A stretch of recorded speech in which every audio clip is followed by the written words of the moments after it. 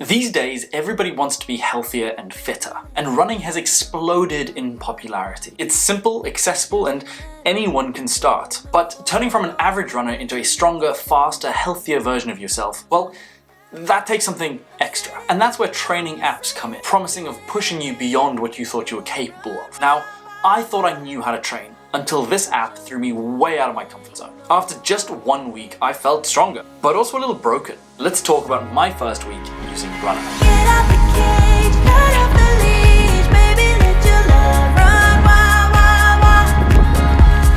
Why be in chains when you can be free, baby, let your love run wild, wild, wild. Around 340 as well. Out in the open, to the horizon, where your heart can finally breathe.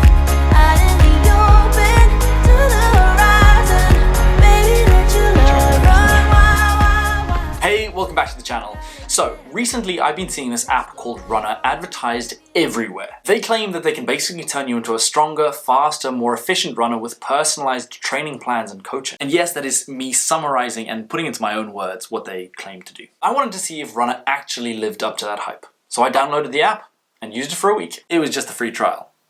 But that still counts, right? In this video, I'm going to show you my workouts, talk about what worked and what didn't, and is the app actually worth it? Especially if you're like me, a runner that just wants to enjoy running. Alright, let's start with day one. First, the app asks you about your running background, your goals, and how much you're currently running. I, however, started by putting in one original goal.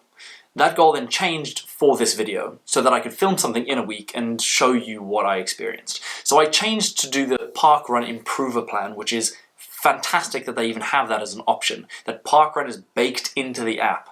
I love Parkrun, and I talk about it all the time, and the fact that it is in the app is such an amazing thing. And the app gave me a fully structured plan for the week.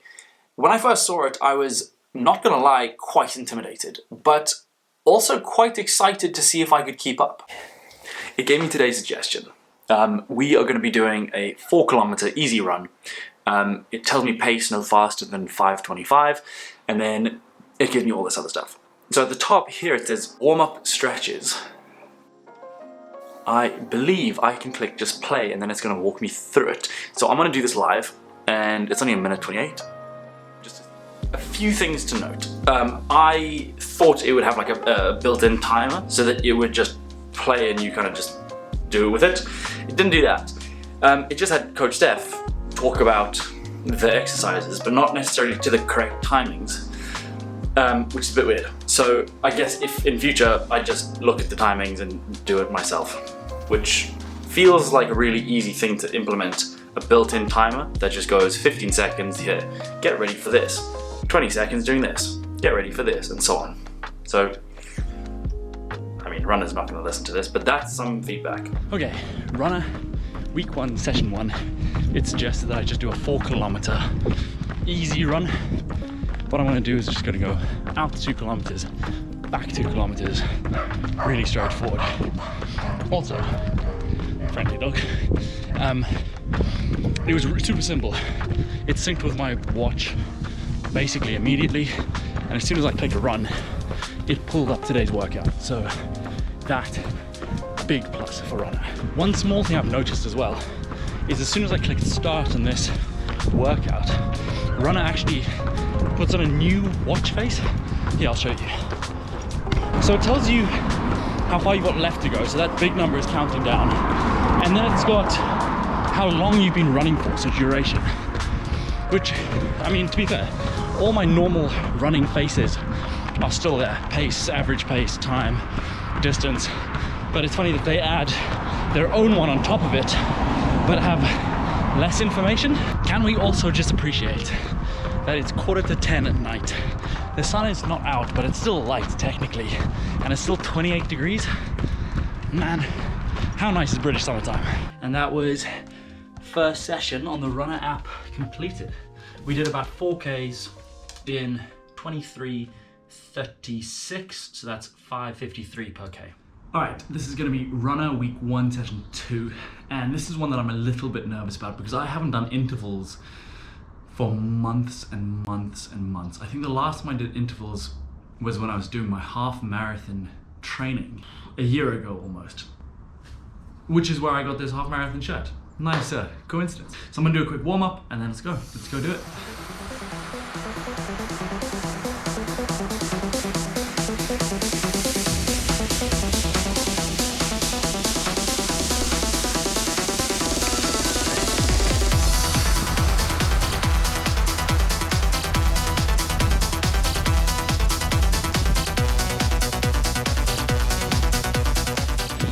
Okay, we're about to finish the warm up and we're going into the first rep. Let's go. Pick up the pace. First rep. I'm exhausted. I don't know how I'm going to get through this one. And this is rep number 2. Around 340 as well.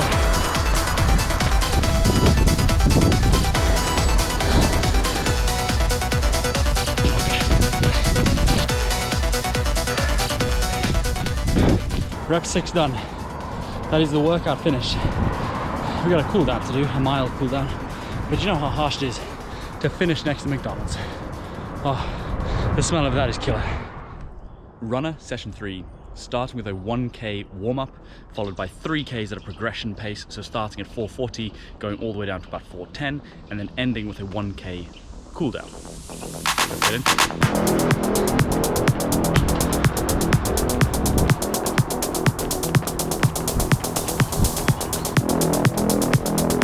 Warm-up is done. We're now on the first K of progression. We're doing about 444. We can slow down a touch. But so far, going alright. I woke up this morning though, and my left calf was super tight. So it's not feeling great now, but it's slowly getting better.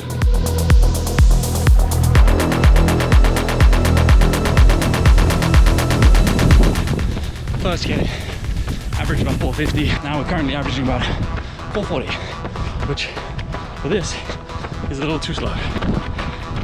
Second kilometer, 430. Now we gotta pick up to about 410. Third kilometer, we only got up to about a 425 pace. I couldn't quite hack the 410. I did try my best though. Okay, so we're about halfway through the week now, and wow, does this app not mess around. Now, I usually just go out for easy runs and hit whatever pace feels comfortable on that day. Occasionally, I will do a quick park run, but that's about it. I don't do intervals and I don't do tempo. This training plan had me doing both of those, intervals and tempo, as well as strength training on the side. And to start with, it felt good.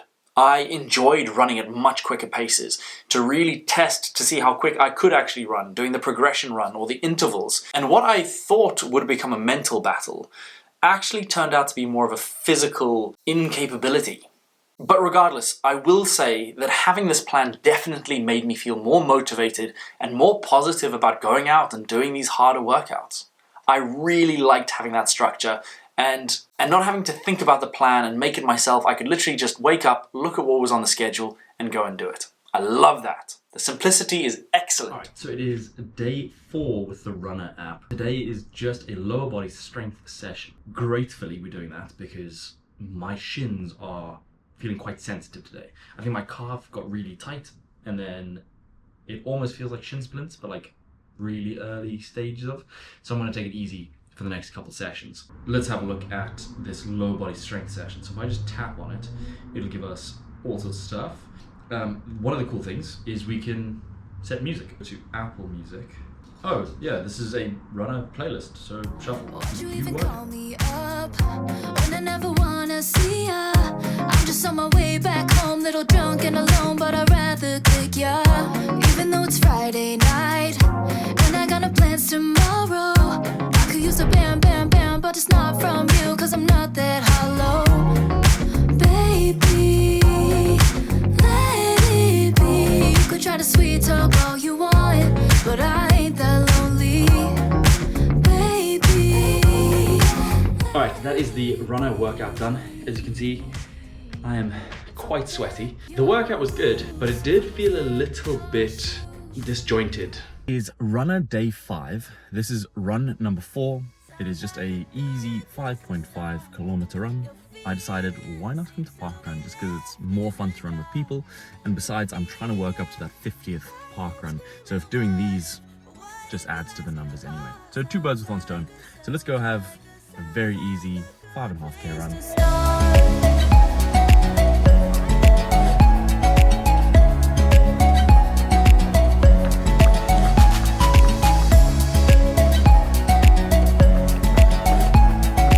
We're about 4k's in to parkrun. We're averaging about 350 pace. It's actually quite nice and sustainable. It is quite warm, but it's still nicer to run with people than on your own. I think in the past I used to take parkrun so seriously that I'd always come and have to run as fast as possible, but actually it's not the best mindset to have. Come and enjoy running, that's the whole point. Alright, so this is the final day with Runner. We are doing a long run, which is 6 kilometers, and it's ideally meant to be hilly. So that's why I've come to do a trail run. This is also the first run where I kind of don't want to do it, because at the end of this week, my legs aren't feeling great. It almost feels like an early stage of shin splints. So I'm gonna take this one very easy. In fact, I've already started my watch, and I'm gonna do however long walking just to warm up my ankles, my shins, and then we're done with Runner. This is the last workout that Runner suggests we do in the first week, but it's been a really good week. I'm probably going to end up taking a couple of days off before starting the next analysis, and you'll have to wait and see what that is.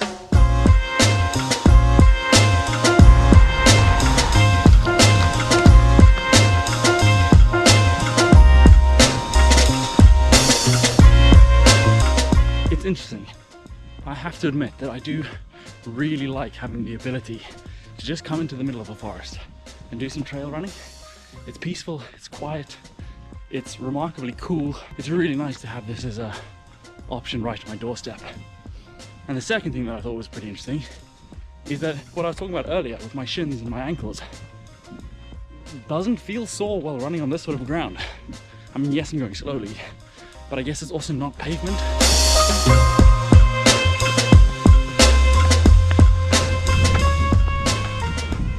Okay, so final recap. After a full week of Runner, this is what I've noticed. Let's start with the pros. I felt way more accountable. My runs felt more purposeful, like I wasn't just randomly jogging around. And I actually learned a lot about pacing and different types of workouts. But with those positives, there were also a couple negatives. The biggest con for me was that it gave me a lot very quickly. Now, I'm a capable runner, but not quite this capable. I probably went from running about 20 to 25 kilometers a week, all easy kilometers, to then being told to run the same mileage but at a significantly higher intensity. That had its toll, and my body definitely noticed. So much so that, in fact, I think I might have even picked up shin splints due to that increased intensity.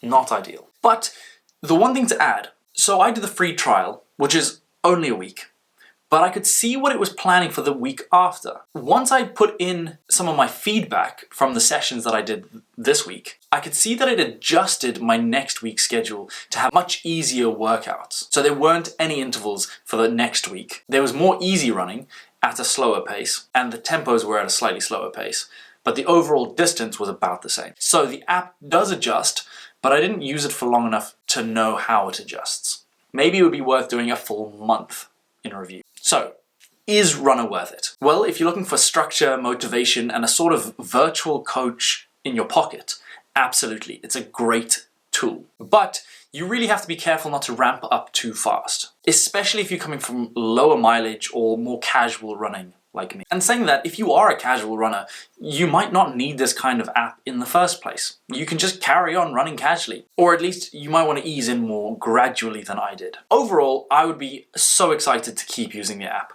once my legs recover. Let me know in the comments if you've ever tried Runner, or if there are any other running apps that you'd like me to test. And if you enjoyed this video, don't forget to hit the like button, subscribe for more, and I'll see you in the next one. Bye.